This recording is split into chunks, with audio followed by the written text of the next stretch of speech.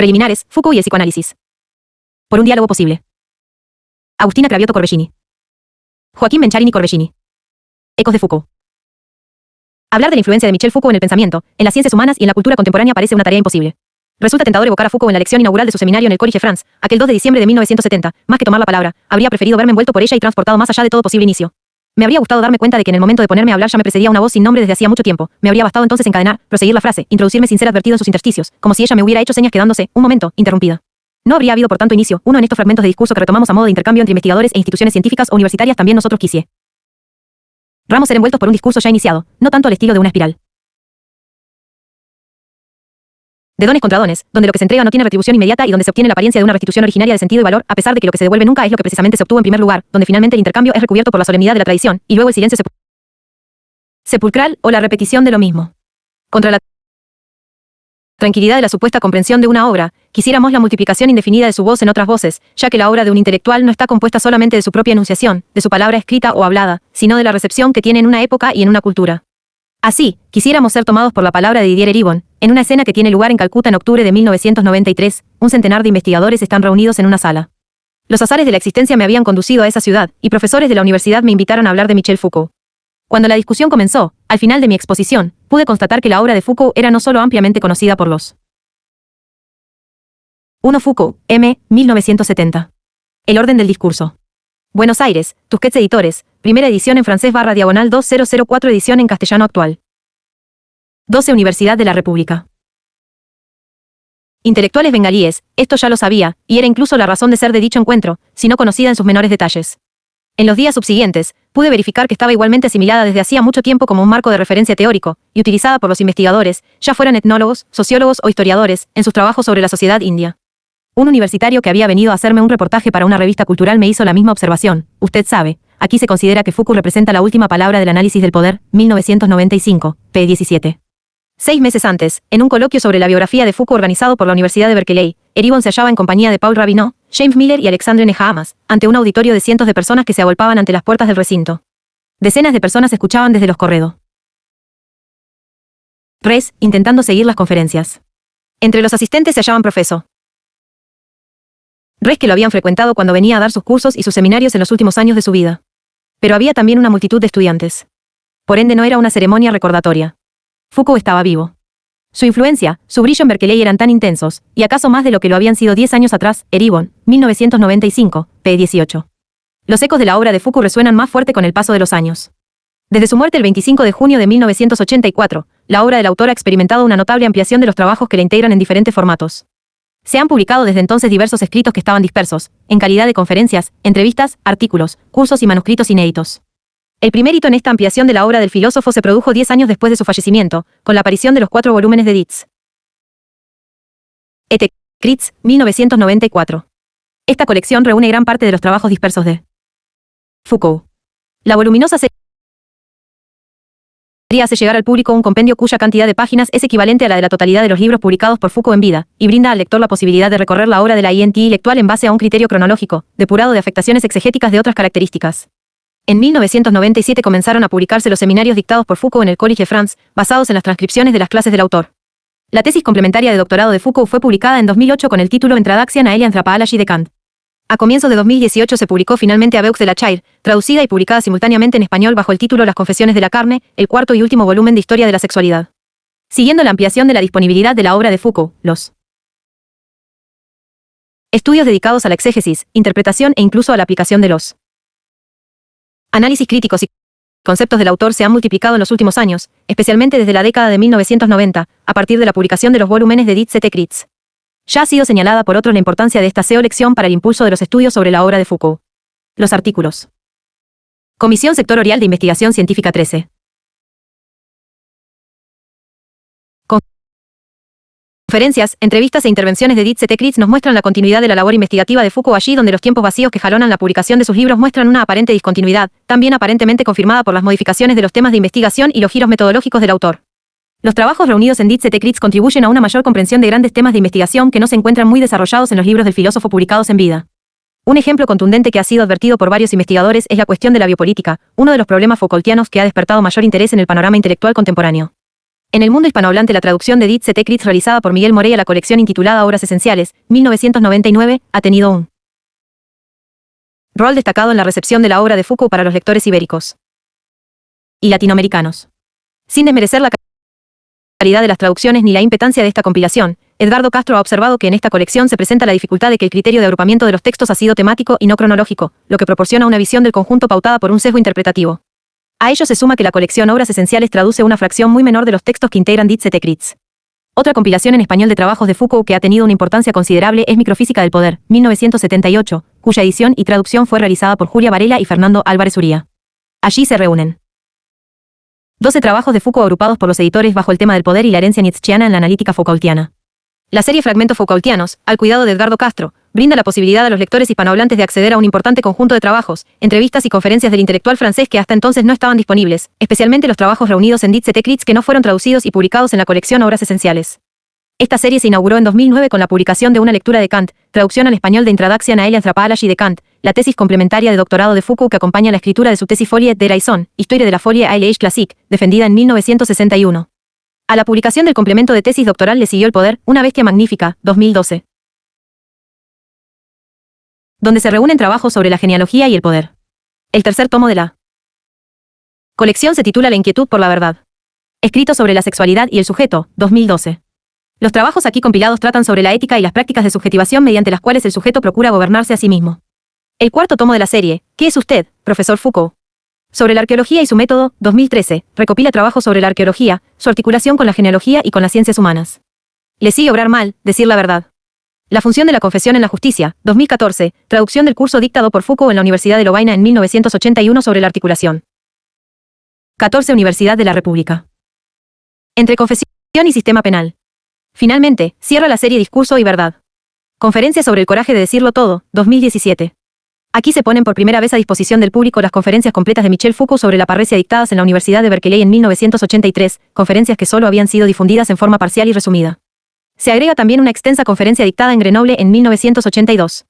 Hay que decir también que la importancia de Foucault en el paisaje intelectual actual se torna evidente cuando se atiende a la enorme cantidad de campos del conocimiento que afecta, como la historia y epistemología de la medicina, la psiquiatría, las ciencias humanas en su conjunto, la teoría literaria, la filosofía y las ciencias políticas, ofreciendo una nueva concepción del poder muy distinta a la de las teorías políticas clásicas que lo han conceptuado en términos de ley y propiedad, además de ofrecer la posibilidad de pensar nuevamente la subjetividad en términos históricos, y en este sentido en sus condiciones materiales, a contracorriente de las fundamentaciones trascendentales del sujeto de la teoría del conocimiento y de la ética. Y quizás también del psicoanálisis. La clasificación de la obra de Foucault en 3 etapas sucesivas está harto extendida: la etapa arqueológica de análisis de las epistemes, la etapa genealógica de análisis de las prácticas no discursivas del poder y la etapa de la ética o estética de la existencia, donde gira hacia los modos de interiorización activa del poder por parte del sujeto. Esta tripartición ha sido avalada y respaldada nada menos que por la voz autorizada de Gilles Deleuze. Miguel Morey, por su parte, nos recuerda oportunamente que es un tanto cuestionable separar el periodo arqueológico del genealógico cuando Historia de la locura en la época clásica, 1961, está infinitamente más próxima a vigilar y castigar, 1975, que a las palabras y las cosas, 1966, aunque de ninguna manera plantea abandonar toda distinción, ya que propone entender la arqueología como la descripción de los discursos y la genealogía como su explicación. Demasiado se ha dicho sobre esta clasificación cronológica de la obra de Foucault.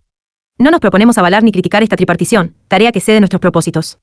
De todos modos, los cortes cronológicos tendrán su importancia cuando veamos, más adelante, cómo recibe Foucault el saber freudiano en diferentes momentos de su obra. Mencionemos, si es que algo agrega a nuestro punto, que Foucault fue considerado por The Times Education Guide como el autor más citado del mundo en el ámbito de humanidades en el año 2007. Ecos del psicoanálisis. El psicoanálisis, por su parte, ha demostrado ser un campo teórico y práctico de gran interés para las corrientes de pensamiento más críticas del siglo XX. La primera generación de la Escuela de Frankfurt discutió tanto sobre la novedad teórica del inconsciente freudiano en el plano de la teoría del conocimiento como sobre las consecuencias prácticas, ideológicas y políticas de la Comisión Sectorial de Investigación Científica 15. Clínica psicoanalítica. Se recordará que la primera generación de intelectuales de la teoría crítica estuvo representada especialmente por Theodor W. Adorno, Walter Benjamin, Erich Fromm, Max Horkheimer y Herbert Marcuse, aunque estos intelectuales tuvieron grandes diferencias entre sí. Provenientes del pensamiento histórico-político marxista y de la filosofía dialéctica, la teoría crítica se preocupó por el incumplimiento de la promesa revolucionaria que acompañaba el optimismo político y gnoseológico de Marx y sus continuadores, postergación pautada por el ritmo de los acontecimientos en la Alemania de la primera posguerra que condujeron al surgimiento del nazismo. Estos autores descubrieron algunos límites en la teoría de Marx concernientes a la fuerza inercial de la ideología y a la vida anímica del sujeto, entendiendo que estos podían ser conocidos a través del psicoanálisis freudiano. Mientras que Marx había avanzado desde el estudio y la crítica de los fenómenos superestructurales o fenómenos localizables en la conciencia de los individuos hacia el develamiento progresivo de procesos de la infraestructura, Adorno y Horkheimer vieron la necesidad de regresar sobre una reflexión acerca del sujeto como nexo entre la base económica y las ideologías, evitando la reducción del objeto al sujeto del idealismo y la reducción del sujeto al objeto del materialismo vulgar. Después de alcanzar el cenit de sus investigaciones en la crítica de la economía política formulada en El Capital, Marx no tuvo tiempo de volver al estudio de las superestructuras de una manera enriquecida. Jameson, 2013, ha insistido recientemente en la ambivalencia de la obra de Marx en torno a las determinaciones sistémicas o estructurales de la base, donde el sujeto es concebido esencialmente como trigger o soporte de funciones de las formaciones sociales que lo trascienden y como la posibilidad de acción políticamente libre desde el ámbito de la planificación y la estrategia consciente. En el fondo, la ambivalencia de Marx se justifica en una antinomia filosófica de larga data. Pero sus efectos en el marxismo, o mejor, los marxismos, han conducido a posiciones desencontradas entre los análisis científico-intelectuales sobre las determinaciones sistémicas y el voluntarismo ideológico interesado en la acción política, basado necesariamente en la autoconciencia del sujeto. Adorno y Horkheimer, quienes son testigos del ascenso del fenómeno fascista en Europa, comprenden la necesidad de elaborar nuevos abordajes conceptuales para explicar cómo los sujetos son capaces de actuar tan convincentemente contra sus propios intereses. Así, los filósofos de la teoría crítica se desplazan desde la infraestructura económica hacia la supuesta superestructura ideológica para descubrir el misterio de la conexión de ambas dimensiones en los arcanos recintos de la subjetividad. Esta subjetividad se revela como algo mucho más problemático y opaco que el sujeto conciencia de la filosofía tradicional, o incluso del sujeto adaptativo o cognitivo, predominante en la psicología del siglo XX. Hasta entonces, a la mayoría de los marxismos existentes les habría faltado una reflexión compleja de la ideología y el sujeto, en continuidad con la ambivalencia de Marx entre las determinaciones sistémicas y la libertad consciente para la acción política recién señalada. D. 16 Universidad de la República. Otra parte. Tanto los estudios actuales en filosofía y psicoanálisis, pueden verse los trabajos de Vladimir Safatle, como los estudios en teoría crítica, pueden verse los trabajos de Mathieu Cabot, son evidencia de un interés cada vez mayor en la articulación entre teoría crítica y psicoanálisis. El pensamiento francés de la segunda mitad del siglo XX, caracterizado por la presencia del estructuralismo, la hermenéutica y el postestructuralismo, también se ha preguntado por la revolución teórica del psicoanálisis en lo que respecta a la concepción clásica del sujeto, la teoría del conocimiento y el carácter de la práctica analítica en relación con otros saberes de la clínica moderna. En este panorama intelectual, el retorno a Freud iniciado a comienzos de la década de 1950 como reinvención del psicoanálisis por Jacques Lacan tuvo un lugar protagónico. Es conocida la fuerte influencia de Lacan en el pensamiento francés contemporáneo, especialmente en lo que se dio a conocer como post-estructuralismo. Louis Althusser se valió de este retorno a Freud para realizar su lectura postestructuralista de la obra de Marx, promovida por él mismo como una vuelta a Marx. Reivindicó con entusiasmo la importancia de Lacan en la coyuntura filosófica de París en los años 60 y fue gracias a su intermediación que la enseñanza del psicoanalista comenzó a llegar a una audiencia mucho más amplia en aquellos años. Muchos discípulos de Althusser se volvieron luego destacados discípulos de Lacan, entre quienes podemos contar a Jacqueline Miller, Jean-Claude Milner y Alain Badiou, ya que este último puede ser considerado un discípulo de Lacan, aunque uno muy independiente. La recurrencia de Lacan a la matemática, la lógica y la topología ha sido retomada y profundizada por Badiou, quien en El ser y el acontecimiento, 1988, se ha propuesto ir más allá de Lacan. No obstante su independencia, Badiou reconoció siempre la herencia filosófica de Lacan en su obra, para nada restringida ni articulada a la práctica clínica. Lacan siguió siendo para mí un pensador de primer plano, y no un maestro psicoanalista.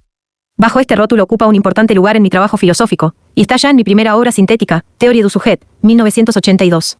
Ha estado y está todavía constantemente en mi horizonte intelectual, 2012, p. 24. Jacques Derrida ha mantenido una relación compleja y ambivalente con la obra de Freud y la lectura realizada por Lacan, con quien además vivió problemáticos encuentros personales. Lacan lo acusaba de decir demasiado tarde en De la gramatología, 1967, lo que él ya había transmitido en sus seminarios, mientras que Derrida alegaba que Lacan no comprendía su originalidad a fondo. Quizás la ambivalencia de los vínculos de la obra de Derrida con el campo freudiano pueda expresarse remitiéndonos a Elogio del psicoanálisis, 2001, uno de los diálogos entre el fundador de la deconstrucción y Elizabeth Roudinesco, donde el primero asume su interés de ser considerado un amigo del psicoanálisis. Me gusta la expresión amigo del psicoanálisis. Habla de la libertad de una alianza, un compromiso sin estatus institucional. El amigo mantiene la reserva o. Comisión Sectorial de Investigación Científica 17. La distancia necesaria para la crítica, la discusión, el cuestionamiento recíproco, a veces el más radical, 2009, p. 182. Si la relación entre el psicoanálisis y los postestructuralistas que se apoya a Ronald Lacan para ir más allá de él es difícil de reseñar, los vínculos de Gilles Deleuze y Félix Guattari con el saber freudiano decididamente superan cualquier pretensión de caracterización sucinta que se quiera realizar en estas líneas preliminares. Baste decir que antes de la escritura de El Anti-Edipo, 1972, ambos autores fueron entusiastas seguidores de la enseñanza de Lacan. A su vez, los avances críticos de ambos sobre el psicoanálisis fueron fortalecidos por los aportes de Foucault, mientras que este último enriqueció sus análisis con lo que consideró las inestimables contribuciones de Deleuze y Guattari en las primeras páginas de Vigilar y Castigar, 1975. Pronto volveremos con mayor detención a los vínculos entre el psicoanálisis y la obra de Foucault. Más recientemente, Slavoj Žižek, el filósofo lacaniano de origen esloveno. Autor conocido por el amplio público gracias a su extendida presencia media. Ha dedicado una considerable cantidad de sus más acreditados trabajos a probar la fecundidad de Lacan para reactivar la lectura de la dialéctica de Hegel. Žižek ha tenido una enorme repercusión en la academia norteamericana, y entre sus colegas e interlocutores lacanianos pertenecientes al mundo anglohablante se destacan autores de la talla de Judith Butler, Joan Kopiec, Mladen Dolar, Ernesto Laclau y Alenka Supancic. Nos parece que esta sucinta reseña de la influencia del psicoanálisis en grandes intelectuales revela en buena medida su importancia en el pensamiento y la cultura contemporáneos. Joan Kopiec, en Imaginemos que la mujer no existe, 2002, su influyente estudio sobre los estrechos vínculos entre ética, sublimación y feminidad, nos explica por qué abordar algunos de los desafíos universales del pensamiento contemporáneo en la lengua particular del psicoanálisis. Enfocar la cuestión de la ética desde la perspectiva del psicoanálisis podrá parecerle, a más de un lector, una manera de limitar el tema y confinar necesariamente el debate a los términos de un lenguaje especial. Mis argumentos se basan en la premisa de que el psicoanálisis es la lengua materna de nuestra modernidad y de que los temas importantes de nuestra época son difíciles de articular fuera de los conceptos que éste ha forjado. 2006, p. 24. Aceptamos este diagnóstico con convicción. El psicoanálisis brinda un conjunto de herramientas teóricas para interrogarnos sobre el ser del sujeto, sobre los alcances y límites de la teoría del conocimiento, sobre la ética, el deber y la práctica, sobre el sexo y el género, sobre la ideología y lo imaginario, sobre el placer, el poder y la eclosión de la verdad en el sujeto, sobre el avance de los bioconocimientos y lo que de la subjetividad escapa a su captación, sobre lo que hay de pasividad y lo que hay de existencia activa en este sujeto, por mencionar algunos problemas recurrentes en los trabajos de mayor alcance en el pensamiento crítico. Por supuesto que el psicoanálisis no es el único campo teórico en condiciones de abordar estas interrogantes, pero sí tiene mucho para aportar. 18. Universidad de la República. Especialmente en la articulación de estos grandes problemas. Kopiec añade, lo cierto es que aún no hemos comprendido sus aportes más revolucionarios, 2006, p. 24. Y recordemos también que otro acreditado intelectual norteamericano interesado en el pensamiento francés contemporáneo y sus interrelaciones con la dialéctica poshegeliana, Frederick Jameson, reafirmó recientemente que Freud conforma uno de los pilares del pensamiento crítico de la actualidad, siguiendo su parecer, junto a Marx. La recepción del psicoanálisis en Foucault. El psicoanálisis ha estado en el centro de las preguntas que Foucault se ha planteado desde el comienzo de su obra. Desde sus más tempranos trabajos sobre epistemología e historia de la psicología hasta sus tardías investigaciones sobre cuidado de sí y estética de la existencia, el campo freudiano ha sido objeto de fecundas reflexiones por parte del filósofo francés, aunque son irreductibles a una concepción unitaria. Nos parece que las variaciones de la recepción del psicoanálisis en la obra de Foucault pueden presentarse esquemáticamente en las siguientes líneas de lectura. Estas líneas no son necesariamente excluyentes entre sí, e incluso se superponen temporalmente, en ocasiones, perteneciendo a los mismos periodos cronológicos de la producción Foucaultiana. Encontramos un primer delineamiento con las investigaciones iniciales sobre epistemología e historia de la psicología. Los principales textos sobre el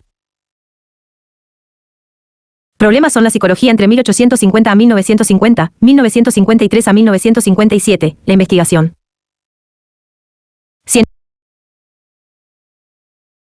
científica en psicología, 1957, enfermedad mental y personalidad, 1954, y enfermedad mental y psicología, 1962, siendo este último una reedición del libro de 1954.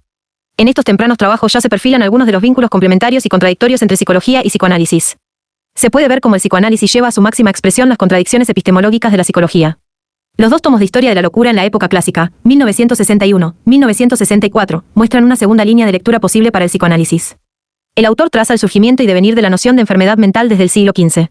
Si inicialmente el loco era considerado como el portavoz de cierta sabiduría inaccesible o de difícil acceso al cuerdo, hacia el transcurso del siglo XVII la locura será excluida, junto con la delincuencia y otras situaciones de marginación, donde pasará a ocupar el lugar que antes fuera reservado a los leprosos. Es cierto que la revisión histórica de Foucault no llega hasta los días del surgimiento del psicoanálisis. Sin embargo, el autor ofrece algunas indicaciones de una posible articulación de la práctica freudiana con su concepción de la historia de la locura. Foucault entiende que, en cuanto al tratamiento de la locura, Freud no hizo otra cosa que desplazar el modelo asilar o de internación promulgado por Pinel y Tercal hacia la figura alienante del médico, por lo que, al menos en este sentido, el psicoanálisis se halla en continuidad con la psiquiatría del siglo XIX. Quizás el Comisión Sectorial de Investigación Científica 19.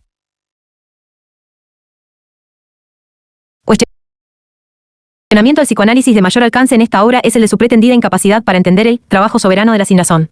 Una tercera línea de lectura la encontramos en el opúsculo Nietzsche, Freud, Marx, 1964. Allí, el psicoanálisis es tomado en consideración más allá del campo psicológico y puesto en la perspectiva de la fundación de la hermenéutica Moudar en el siglo XIX. Por lo tanto, se trata de un trabajo donde se aprecia la novedad teórica del psicoanálisis antes que su continuidad con otras tradiciones de pensamiento y con otras prácticas ya conocidas en el occidente moderno. Además, este trabajo funciona como preámbulo a las complejas problemáticas del gran proyecto arqueológico de las ciencias humanas, donde psicología y psicoanálisis se enfrentan como ciencia humana y contraciencia humana respectivamente. Identificamos una cuarta línea de lectura en Las palabras y las cosas, 1966. Esta obra es considerada tanto la obra cúlmine del periodo arqueológico de Foucault como uno de sus trabajos más difíciles y ambiciosos. La arqueología de las ciencias humanas nos muestra la sucesión de las epistem renacentista, clásica y moderna, y finalmente la salida del sueño antropológico de esta última por efecto de la disolución de la figura del hombre. Psicología y psicoanálisis aparecen aquí ya plenamente diferenciados. La psicología, junto a la sociología y las letras, integra el conjunto de las ciencias humanas, mientras que el psicoanálisis, junto a la etnología y la lingüística, integra las llamadas contraciencias humanas. El siguiente lineamiento de lectura se encuentra claramente delimitado en La voluntad de saber, 1976, primer volumen de la serie Historia de la sexualidad, obra perteneciente al periodo genealógico de Foucault. También los seminarios El poder psiquiátrico, 1973 a 1974, y Los anormales, 1974 a 1975, avanzan en sentidos similares. La situación en La voluntad de saber es muy diferente a la encontrada en Las palabras y las cosas. El psicoanálisis ya no se halla al final de la investigación mostrando la salida de una situación largamente prolongada, como lo era su vinculación con la episteme moderna y su acción de disolución del sueño antropológico, sino que lo encontramos al comienzo de la indagación, presentando más similitudes que rupturas con un conjunto de saberes y prácticas clínicas modernas, sometido a un fuerte cuestionamiento por su concepción aún demasiado soberana del poder. Finalmente, lo que se conoce como el último periodo de la obra de Foucault, con sus investigaciones sobre el cuidado de sí y estética de la existencia, pauta también una nueva recepción del psicoanálisis. Los trabajos de referencia al respecto son Tecnologías del yo, seminario dictado en la Universidad de Vermont en 1982, junto al seminario La hermenéutica del sujeto, en el marco de su cátedra en el College de France en el mismo año. En el pensamiento antiguo, Foucault encuentra una oposición entre la ética del cuidado de sí y la del conocimiento de sí. Mientras que en el mundo griego predominaba el cuidado de sí, con el advenimiento del cristianismo en la antigüedad tardía el eje se desplazó hacia la predominancia del conocimiento de sí, y esta devino en el canon de las formas de subjetivación. Foucault entiende que tras el momento cartesiano, cuando el conocimiento se 20 Universidad de la República vuelve la única forma de acceso a la verdad, toda práctica espiritual merma abruptamente en la modernidad, si es que no desaparece, aunque algunas apreciaciones valorativas del psicoanálisis del propio Foucault pueden servir para poner en entredicho este juicio. La recepción de Foucault en el psicoanálisis. Como señalamos anteriormente, el psicoanálisis tuvo un importante lugar en los diversos análisis que ha emprendido Foucault.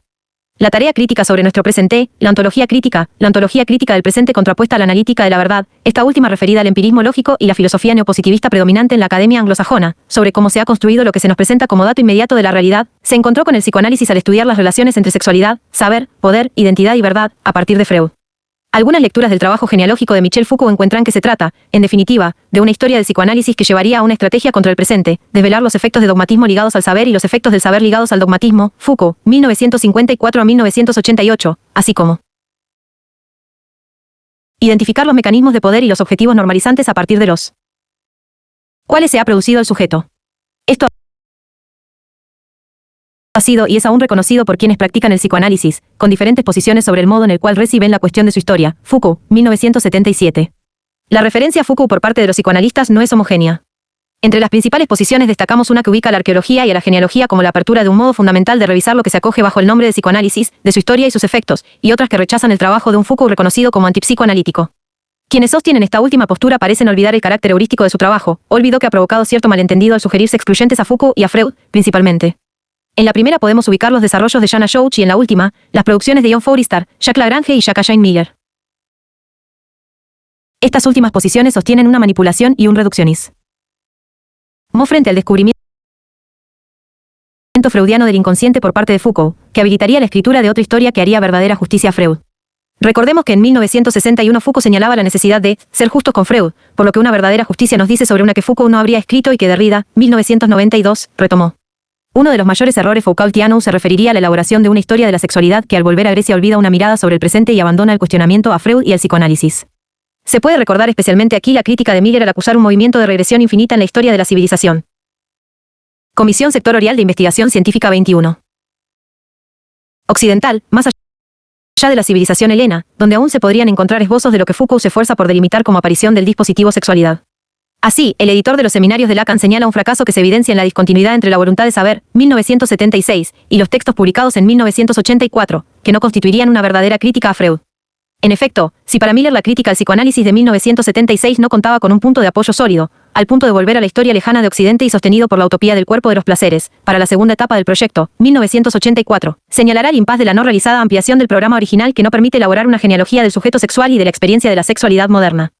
Dirá entonces que la genealogía fracasa, ya que con el uso de los placeres, 1984, y la inquietud de sí, 1984, Foucault se habría visto obligado a abandonar su método y la base de su teoría del poder, la hipótesis nietzschea. Para abocarse al modelo nuevo erigido en la gubernamentalidad, donde la reflexividad del sujeto ya está dada de antemano en el trabajo que hace sobre sí mismo, como nos recuerda Le Gaufey, 2009. Para esta lectura, la contribución crítica a la historia del psicoanálisis encalla, ya que Foucault no puede, el origen del psicoanálisis, sus raíces y las condiciones de su nacimiento. Con este panorama no le estaría permitido cuestionar a Freud. Como habría señalado Lagrange, era necesaria otra historia para el psicoanálisis. Parte de estas críticas le fueron presentadas directa y presencialmente a Foucault por parte de algunos miembros de la École Freudienne de París en 1977, donde quedarían claramente expuestas las dificultades del diálogo. El proyecto de investigación de Foucault estaba, desde el primer tomo, destinado a fracasar. Tales serían las palabras que pronunciaría en 1988 Jacques Jane Miller, quien daría continuidad al debate. El conjunto de la situación fue visto como un combate de Foucault, que aspiraba y anunciaba la destrucción del psicoanálisis, lo que fue rechazado por estos autores ubicados desde cierto lacanismo. Por su parte, Jean Ajourd se mantendrá alejado del rechazo a las críticas y no intentará escribir otra historia justa a Freud y a Lacan, sino que las considerará para continuar pensando. Esta decisión será clave en su propuesta teórica y clínica, que propondrá desde la École Lacanienne de Psychanalyse. Su propuesta es la de un psicoanálisis como una erotología de pasaje, 1998, donde los diálogos con la propuesta Foucaultiana son indispensables. La referencia a Foucault sobre la cuestión de la identidad, el deseo y el placer con respecto a una normativización moralizante es evidencia fundamental para el psicoanálisis y sus practicantes. Es una invitación a revisar el lugar de la norma dirigiendo la mirada hacia Eros, para dar cuenta de una inédita concepción de la libertad, superando cualquier estancamiento en la reproducción de una eternidad freudiana o lacaniana. Es decir, pensar posfreudianamente, poslacanianamente y posfoucaultianamente, esto es, renunciar a supuestas obviedades cristalizadas en las sucesivas repeticiones que se tornan aparentemente evidentes en la literatura especializada y devienen vulgata en comunidades intelectuales que dejan de 22 Universidad de la República. Dialogar entre sí. Nos parece especialmente pertinente destacar el paralelismo establecido por Ajourd, en El sexo del amo, 2001, entre el intensificador de placer, Foucaultiano en la dinámica productiva del poder moderno y el objeto a de Lacan como plus de gozar, o bonificación. Entendemos que el problema del placer en el sujeto es un punto de convergencia mayor entre la teoría psicoanalítica y las investigaciones Foucaultianas. Las referencias de Guy Le Gaufey a Foucault son distintas a las de Ajourd, en tanto que las de este último se vinculan más explícitamente a consideraciones de la clínica psicoanalítica, mientras que la recurrencia a Foucault por parte de Le Gaufey, 2013, concierne a problemas teóricos que colaboran con la clínica analítica, en tanto que difieren de la práctica analítica, como la investigación de la función enunciativa A en la arqueología del saber, 1969. Como elucidación de la función fálica, en Lacan. En el prólogo metódico de su último libro, Una arqueología de la omnipotencia, 2014, Le Gaufey hace una recapitulación de su recorrido y de las influencias teóricas y metodológicas que contribuyeron a lo largo de los años dedicados a la elucidación de la enseñanza de Lacan, donde menciona Historia de la locura en la época clásica, 1961, Las palabras y las cosas, 1966, La arqueología del saber, 1969, y El orden del discurso, 1970. Al contrario de Ajourd, Le Gaufey se muestra poco interesado en el último Foucault, donde encuentra un sujeto dotado de reflexividad de antemano. Con lo que, a la luz de las investigaciones reseñadas, parece ser una plena vigencia de las valoraciones e interpelaciones de Foucault al psicoanálisis, el intelectual continúa desvelando e inquietando a teóricos y clínicos, sus palabras aguijonean para señalar una y otra vez la riqueza de su pensamiento y su proyecto inacabado. Los trabajos de esta colección.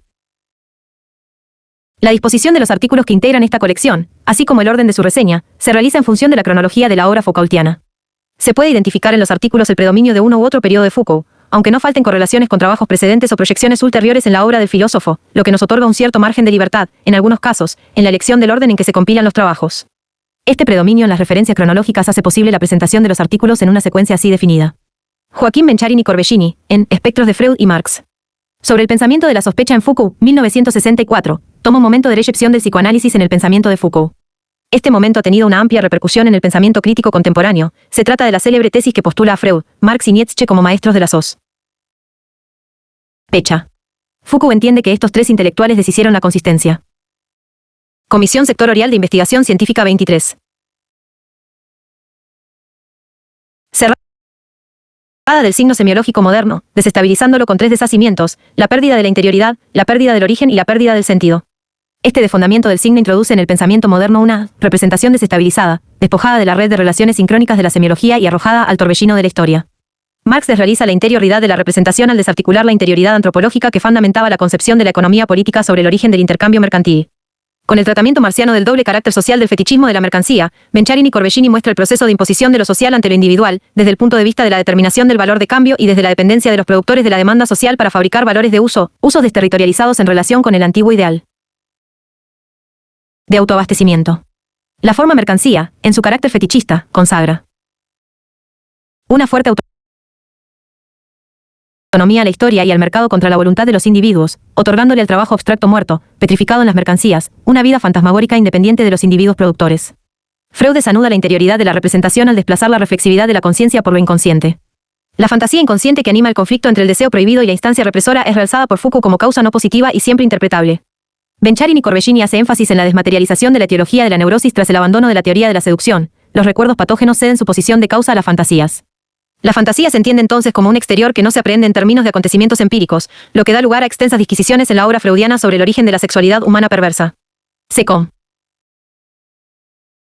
en qué medida Marx y Freud develan una fuera tras la pretendida interioridad de las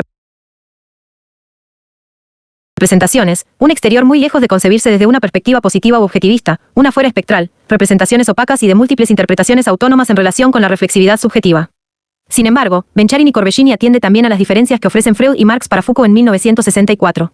Marx, al ocuparse de problemas de economía y valor de bienes mercancías, se refiere a un problema intersubjetivo, mientras que Freud, al ocuparse de problemas de psicopatología, se refiere a un problema intrasubjetivo.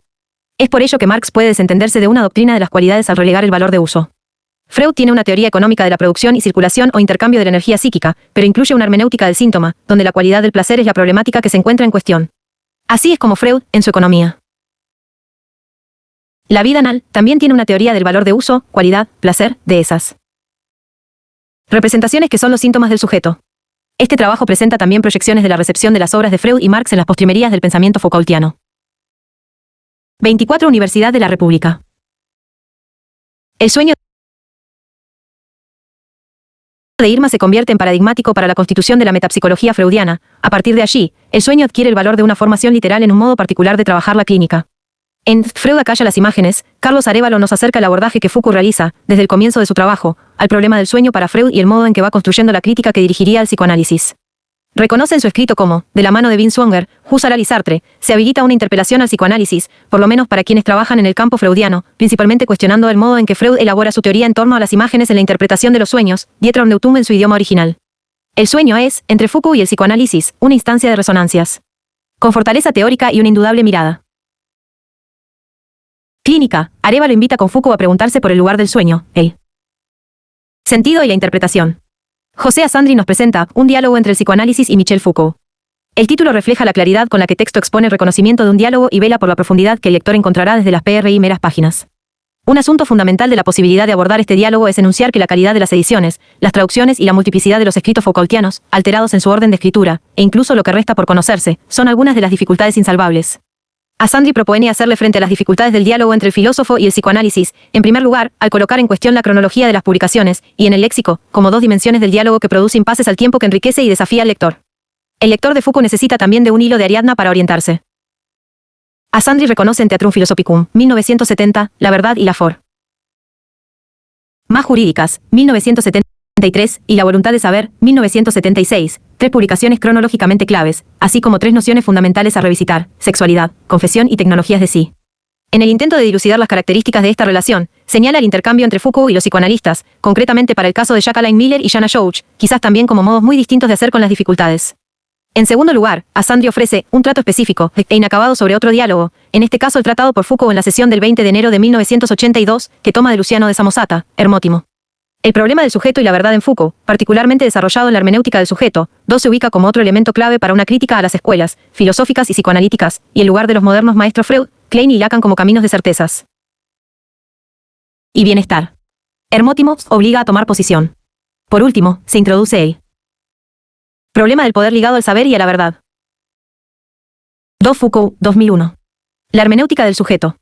Trad, Horacio Pons. Buenos Aires, Fondo de Cultura Económica 2002. Comisión Sectorial de Investigación Científica 25. Continuando con Hermótimo, A Sandry formula una serie de cuestionamientos en torno a una pregunta Foucaultiana cardinal y contemporánea: ¿por qué es necesario decir lo que uno es? El lugar de las preguntas es clave en un texto que sugiere una caja de herramientas, la teoría como búsqueda para el psicoanálisis, haciendo lugar a Foucault para producir nuevos trayectos, cuestionar formulaciones e interrogar la práctica analítica. El trabajo de Gonzalo Perkovich, titulado Sigmund Freud Walter, Henry Spencer B. Dos discursos sexuales. En busca de un sujeto perdido, nos invita a pensar lo erótico tanto en My Secret Life, un relato anónimo de la vida sexual de un personaje llamado Walter a fines del siglo XIX, como en el discurso freudiano sobre la sexualidad humana impregnada de significaciones, en el horizonte de la perspectiva de la historia de la sexualidad que Foucault inaugura en La voluntad de saber, 1976. El lector podrá encontrar una lectura afinada sobre el prefacio que Foucault escribe a My Secret Life, que se constituye como pieza esencial en los inicios de su genealogía de la sexualidad. El prefacio afirma que el autor del libro, presuntamente Sir Henry Spencer B., es en realidad el hermano mayor de Sigmund Freud. A partir de allí Perkovich elabora una serie de posibles relaciones comparativas con Freud. La crónica de experiencias sexuales descritas detalladamente en el lenguaje procaz y pornográfico no enmascarado de la sexualidad está alineado al saber médico y psiquiátrico como primera línea discursiva de la ciencia sexualis moderna, a pesar del pudoroso lenguaje médico que habría predominado en el siglo XIX en lo que atañe a esta cuestión, ya que Foucault detecta una voluntad de saber acerca de sí mismo subyacente a la variedad de escenarios y experiencias por su autor descritas. Con esto, la exposición del placer, incluso en la desnuda voluptuosidad con que se lo descubre en My Secret Life, aparece encadenada y subsumida al descubrimiento de una verdad sobre el sujeto, antes que verse allí una subsistencia del ars erótica en el siglo XIX que predominó en la antigüedad y en otras civilizaciones. El psicoanálisis, por lo pronto, se encuentra enraizado a las ciencias sexuales tanto en la línea discursiva de la pastoral cristiana ejercitada en la confesión como en la línea discursiva de la medicina y la psiquiatría que se consolida en el siglo XIX. El surgimiento de ambos discursos escapa a la explicación sociológica en la que predomina la hipótesis represiva del poder. Ambos se producen por una incitación creciente a hablar de sexo para comprender la verdad del sujeto. Perkovich indaga entonces sobre cómo, y especialmente en qué medida puede vincularse con la voluptuosidad del placer en las crónicas de Sir Henry Spencer B. y las rememoraciones arrancadas a la censura en el diván psicoanalítico, sin dejar de señalar con Foucault que una superposición complementaria entre los dos discursos es imposible. Es sabido que la teoría crítica, junto con el freudomarxismo inaugurado por W. Reich, ha sido el primer campo de reflexión filosófica y social del siglo XX que ha incorporado el psicoanálisis en su fundamentación teórica. Sumado a esto se debe recordar, como hace Ivana de Horta en La recepción del psicoanálisis freudiano en El periodo clásico de la teoría crítica, que Foucault reconoció la anticipación de 26 Universidad de la República. Adorno y Horkheimer en torno a problemas sobre la historia de la racionalidad moderna y el surgimiento del hombre como objeto de conocimiento que hubiera podido tener presente, trabajo que de haber leído en sus tiempos de estudiante habría tenido una profunda influencia en él. El trabajo de Horta formula pertinentemente la pregunta sobre en qué medida pudieron anticiparse los autores de Dialéctica de la Ilustración, 1944, a estas problematizaciones Foucaultianas, pregunta que no deja de implicar también los límites de tal anticipación. Apuntamos antes las razones del interés de los intelectuales de la Escuela de Frankfurt en el psicoanálisis. De Horta nos recuerda que Adorno y Horkheimer entendieron que faltaba en el marxismo, especialmente en el marxismo vulgar, una concepción más profunda del sujeto y la ideología. En lo sucesivo, la autora transita la apropiación de la obra freudiana por parte de ambos autores, especialmente la teoría de las pulsiones, y el intento de Adorno y Horkheimer de complementarla con su concepción de las industrias culturales, sucesora de la debilitada concepción vulgar de la ideología como falsa conciencia. Se ha atribuido a Adorno y Horkheimer un humanismo que estaría aún demasiado arraigado a la posibilidad de concebir un sujeto no limitado por la escisión psíquica, o un sujeto aún demasiado jurídico, podríamos decir retomando a Foucault. De Horta relativiza el alcance de esta lectura, señalando que no se trata de que la industria cultural genere distracciones íntimas y cotidianas, sino de la intervención y corrupción de los placeres en la vida pulsional. Con ello se redimensiona la importancia de la industria cultural y se abren senderos posibles para vincularla a la biopolítica Foucaultiana, tanto un instrumento de regulación de las poblaciones anónimas como de intensificación del placer y de la vida. Al relativizar la descalificación apresurada de un pretendido núcleo humanista en el pensamiento de Adorno y Horkheimer, la autora abre las puertas a la concepción del poder en estos intelectuales en un nuevo nivel, que funcionamiento del poder, jurídico, represivo, biopoder, subyace las imposiciones que produce la industria cultural. En Estética de sí, Marcelo Real se ocupa de establecer un diálogo entre el interés del último Foucault en la estética de la existencia, especialmente en la estética de sí, centrado en el tratamiento de textos clásicos griegos y romanos que versan sobre la belleza y las diversas clases de ejercicios de mesura, equilibrio y autodominio que acompañaban la búsqueda de tal ideal, y la doctrina psicoanalítica de las sensaciones, que Freud habría nombrado como doctrina estética. Aunque desprendida del ideal de belleza de la antigüedad, comprendiendo ahora lo ominoso, que causa estupor, pavor y angustia, así como lo repulsivo y otras sensaciones penosas. Ello conlleva la decisión de apartar de la interrogación la relación entre espiritualidad y veridicción, asunto que interesa predominantemente a los psicoanalistas que siguen los trabajos de Jana Schouch, para preguntarse por las vinculaciones entre estética y sensación. ¿Cuánto puede aproximarse el discurso estético que Foucault rastrea en los textos antiguos a la doctrina de las cualidades que ofrece el saber freudiano? Real releva la conocida caracterización Foucaultiana de la estética antigua como ejercicio de autodominio, remitiéndonos a la noción de sujeto jurídico-político o soberano, que el Foucault. Comisión Sectorial de Investigación Científica 27. De la genealogía del poder se había propuesto superar, al tiempo que la sitúa en tensión o desfasaje con otra caracterización menos relevada en los estudios Foucaultianos, la relación de sensaciones o de goce posesivo, de gozarse así. Aquí el autor realza con claridad una problemática que no deja de emerger cuando hablamos del sí mismo, reflexivo o incluso posesivo. Es posible, a diferencia de lo que piensan algunos autores, que el goce o relación de sensaciones encontrado por Foucault en los clásicos no se refiera a un sujeto reflexivo o nociológico. Y nos recuerda con Lacan los malentendidos que surgen al leer la teoría freudiana del autoerotismo cuando se lo entiende como goce que funda la mismidad, dando por entendido una preexistencia inmediata del yo, malentendido que se agrava cuando se cree que el autoerotismo es sin objeto. Estamos entonces, entiende Real, ante dos niveles, el de la soberanía jurídica, que se refiere al problema del gobierno de sí y de los otros, y el de la sensación, que se refiere al problema de sentirse a sí mismo. El desafío es comprender qué clase de relaciones subsisten entre estos dos niveles, ya que no se los puede simplemente contraponer o, por el contrario, postular fácilmente su complementariedad. Nos preguntamos si no es lícito pensar que en esta problematización tardía de Foucault hayamos refemulada en otras preocupaciones el desfasaje entre macrofísica y microfísica del poder de la analítica del poder en la época moderna. En Un aporte de Michel Foucault para abordar el alma y la espiritualidad en psicoanálisis, Ana María Fernández Caraballo retoma el interés del último Foucault en los discursos y prácticas sobre espiritualidad en la antigüedad greco-latina con la exhortación al cuidado de sí mismo, que acompañó siempre al conocimiento de sí mismo, desde el surgimiento de la filosofía. Ya señalamos que la presencia de los ejercicios de trabajo sobre sí mismo que conducían a la aptitud del sujeto para gobernarse a sí mismo acompañaban en la antigüedad al imperativo del conocimiento, y Foucault se ha interesado particularmente por la pretendida desaparición de las prácticas del cuidado de sí o la espiritualidad en la modernidad. En el itinerario de su artículo, Fernández Caraballo nos propone mostrar cómo la preocupación por la espiritualidad no ha desaparecido desde el momento cartesiano en la historia de la filosofía, aunque sí ha mermado, y su reconocimiento como espiritualidad se ha tornado dificultoso. Así es como la autora retoma los conceptos de sí, alma, y el adjetivo seelisch, anímico, diferenciados por Freud muy tempranamente del concepto más acotado de lo psíquico. La importancia creciente de las nociones del alma y de lo anímico, vinculada a las referencias freudianas a la espiritualidad, alcanzan su punto de máxima reflexión al final de la obra de Freud, en Moisés y la religión monoteísta, 1938, a propósito del progreso de la espiritualidad humana. Ya. Desde los planteamientos lacanianos, Fernández Caraballo retoma especialmente de los trabajos de Jana Schouch, autor que, como se dijo, promueve un extenso intercambio entre Foucault y el psicoanálisis, dedicado a demostrar hasta qué punto el psicoanálisis puede ser considerado una revitalización de las prácticas del cuidado de sí en la modernidad, aunque no sin mostrar los elementos a discutir en este encuentro. 28 Universidad de la República. Como se dijo anteriormente, Jana Schouch sostiene la apuesta de revisitar el psicoanálisis colocando como referencia el trabajo de Michel Foucault. A partir de este recorrido teórico y sobre todo clínico de Schouch, Agustina Cravioto Corbellini, en Foucault, un punto de exterioridad, se propone bordear algunos asuntos que podrían envolver a la afirmación, ¿el psicoanálisis será Foucaultiano o no será?, propuesta por Schouch en 1997. El lector podrá encontrar en este punto posibles cruces con la propuesta de José A. Sandri sobre el peligro de volverse ingenuamente Foucaultiano. Se pregunta, por ejemplo, ¿qué es ser Foucaultiano? Y luego cuáles serían las implicancias tiene para el psicoanálisis, que podría decirse sobre el lugar del saber, del poder y del sujeto como problema más comunes a el psicoanálisis. Un psicoanálisis Foucaultiano.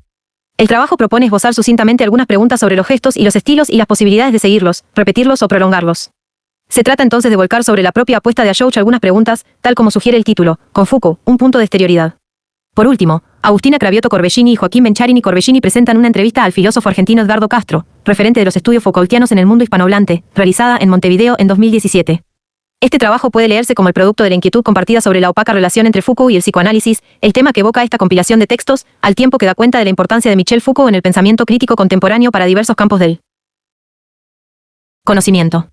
El texto nos presenta la lectura de Castro respecto al lugar que Foucault le habría otorgado al psicoanálisis en relación con la psicología y las ciencias humanas, así también los efectos de la evidencia del dispositivo sexualidad en la voluntad de saber, 1976, con el que Castro señalará dos grandes logros de Foucault, pensar el poder más allá de las instituciones y pensarlo en términos positivos, y la crítica ético-política que ofrece con la noción de represión en el psicoanálisis. Colocando la mirada en producciones actuales, Cravioto Corbellini y Bencharini Corbellini abren la cuestión sobre la propuesta de Jana Schouch de pensar el psicoanálisis como un ejercicio espiritual, a partir de Foucault, que se responde con un sí, claro, en el que el lector deberá profundizar. El diálogo culmina en torno al sí mismo, en la hermenéutica del sujeto, la importancia de la familia en la modernidad occidental y un asunto que aún nos mantiene en vilo, la llegada del volumen 4 de Historia de la Sexualidad. Y el tratamiento de Foucault al concepto libido.